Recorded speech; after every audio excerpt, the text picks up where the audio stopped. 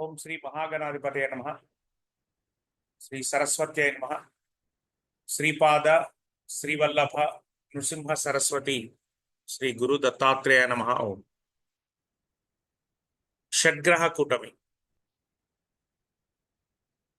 ఈరోజు 29th March 2025 exactly 9:45 PM. Now present time 8:30 అవుతుందండి. 8:29,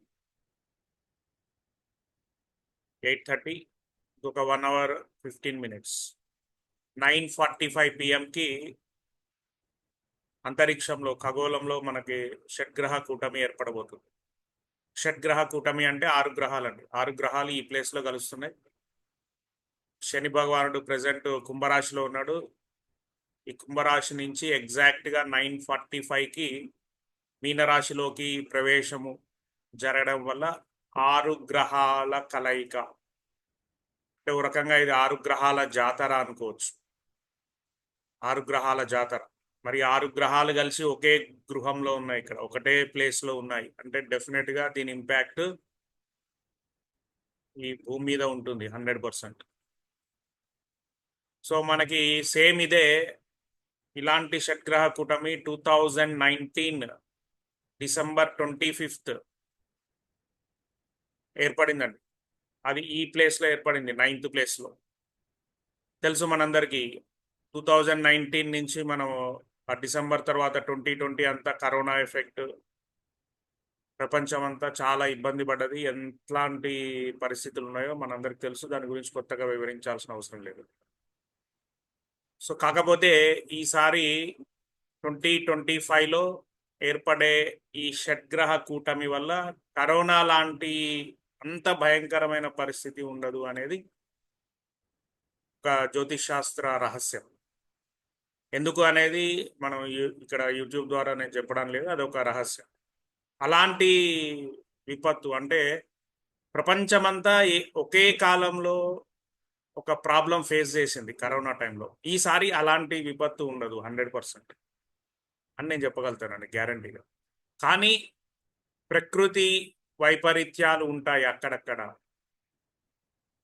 అంటే కరోనా టైంలో ఒకే టైంలో ప్రపంచం అంతా ఎఫెక్ట్ అయింది. ఈసారి అది ఉండదు, కానీ విపత్తులు అయితే జరుగుతాయి, ఒకేసారి జరగదు. ఓకేనండి. దీని ప్రభావం 6 months ఉంటుంది. తప్పకుండా అందరూ జాగ్రత్తగా ఉండండి. ఇది వ్యయస్థానం. వ్యయస్థానం అంటే ఖర్చులు. శుక్రుడు వక్రీ ఉన్నాడు, బుధుడు వక్రీ ఉన్నాడు. ఓకేనండి. సో కాబట్టి అందరూ ఖర్చులు తగ్గించుకోండి. అన్నెసరీ ఖర్చులు పెరుగుతాయి. మీరు కనుక బ్యాలెన్స్డ్గా లేకపోతే అన్నెసరీ ఖర్చులు పెరుగుతాయి. దానికి అనవసరమైనటువంటి ధనము సమకూరక ఇబ్బంది పడే అవకాశం ఉంటుంది. ఒక 6 months దీని ఎఫెక్ట్ ఉంటుందండి. జాగ్రత్తగా ఉండాలి అందరూ. ప్రకృతి వైపరీత్యాలు జరగచ్చు, అగ్ని ప్రమాదాలు జరగచ్చు, రాజకీయంగా కూడా అనూహ్యమైన పరిణామాలు ఉండే అవకాశాలు ఉన్నాయి.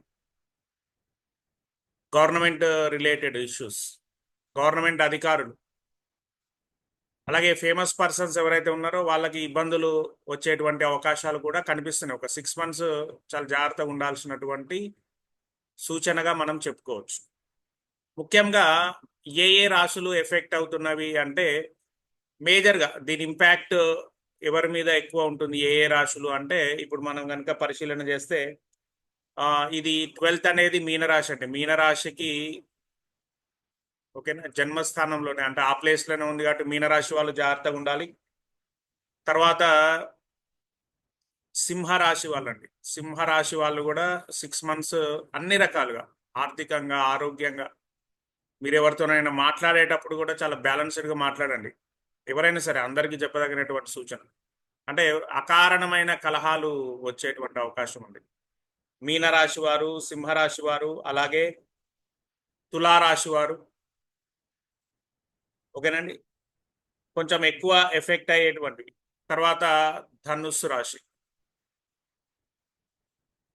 ఓకే, మీనరాశి వాళ్ళకి వాళ్ళ నుంచి కౌంట్ చేస్తే వాళ్ళ ఫస్ట్ ప్లేస్లోనే ఈ షష్టగ్రహ కూటమి ఏర్పడింది. షడ్గ్రహ కూటమి, షష్టగ్రహ కూటమి. నెక్స్ట్ సింహరాశి వాళ్ళకి 8th ప్లేస్ అవుతుందండి. తులారాశి వాళ్ళకి 6th ప్లేస్ అవుతుంది. ఓకేనా. నెక్స్ట్ ధనుషు వాళ్ళకి 4 అవుతుందండి. ధనుషు 1 2 3 4. సింహం ఇక్కడ, సింహం కర్కాటకం, ఇది సింహం, సారీ. సింహం కౌంట్ చేయండి, 1 2 3 4 5 6 7 8. 8th ప్లేస్లో సింహరాశి వాళ్ళకి. ఓకేనా. సో మీనరాశి వాళ్ళకి ఇందులోనే. ఇంకా మనము ఈ మేషరాశి కూడా మనం ఇంక్లూడ్ చేయొచ్చు ఇందులో, ఎందుకంటే మేషరాశి వాళ్ళకి వ్యయస్థానం. ఓకేనా. మేషరాశి వ్యయస్థానంలో జరుగుతుంది. వీళ్ళు చాలా కేర్ఫుల్గా ఉండాలండి. అంటే అందరికీ ఓవరాల్గా ఎఫెక్ట్ ఉంటుంది, ప్రకృతి వైపరీత్యాలు జరిగే అవకాశం ఉంది. కాకపోతే కరోనాలా కాదని నేను చెప్పేశాను ఆల్రెడీ.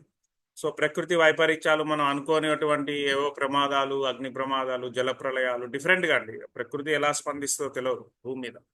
కాబట్టి చాలా కేర్ఫుల్గా ఉండండి. అన్నెసరీ ఖర్చులు పెట్టుకోకండి. ఒక 6 months పాటు దైవ ధ్యానం ఇంపార్టెంట్. బ్యాలెన్స్ తప్పుతారు మనుషులు. ముఖ్యంగా భార్యాభర్తల మధ్య గొడవలు వచ్చే అవకాశం కూడా ఉంటుంది. పార్ట్నర్స్ మధ్యలో గొడవలు వచ్చాయి. ఫ్యామిలీస్ డిస్టర్బ్ అయ్యే అవకాశం ఉంటుంది. సో ప్రభుత్వాలు డిస్టర్బ్ అయ్యే అవకాశం ఉంటుంది. ఓకేనండి. కాబట్టి అందరూ కూడా బ్యాలెన్స్డ్గా ఉండడము అనేది ఇంపార్టెంట్ ఒక సూచన. సో దీనికి ముఖ్య ఏంటి అంటే దైవ ప్రార్థన. ఆధ్యాత్మికంగా మనం ఒక ఈ 6 months జాగ్రత్తగా ఉంటే చాలండి. ఆధ్యాత్మికంగా దైవ ప్రార్థన, భక్తిగా ఉండమని ఎందుకంటామంటే ఇవన్నీ కూడా బ్యాలెన్స్ అవుతాయి. ఎక్కువ భారీ ఖర్చులకి వెళ్ళకండి ఇప్పుడు, ముఖ్యంగా ఈ పర్టికులర్ రాశుల వాళ్ళు. ఒక 6 months జాగ్రత్తగా ఉండండి. అంటే ఎట్లా ఉంటుంది అంటే, ఇప్పుడు చంద్రుడు కమ్అవుట్ అవుతాడండి. చంద్రుడు కమ్అవుట్ అవుతాడు 2 daysలో. నెక్స్ట్ ఒక 5 గ్రహాలు అక్కడే ఉంటాయి April 14th వరకు. ఓకేనా. April 14th వరకు ఈ గ్రహాలు 5 గ్రహాలు అక్కడే ఉంటున్నాయి. చంద్రుడు మాత్రం 2 daysలో కమ్అవుట్ అవుతాడు. సో కాబట్టి షష్టగ్రహ కూటమి ఏర్పడింది కాబట్టి ఈ 1 by 1 బయటికి వచ్చే వరకు మనకి ఫలితాలు అనేది డిఫరెంట్ కనిపిస్తూ ఉంటాయి. We cannot expect. ఓకేనండి.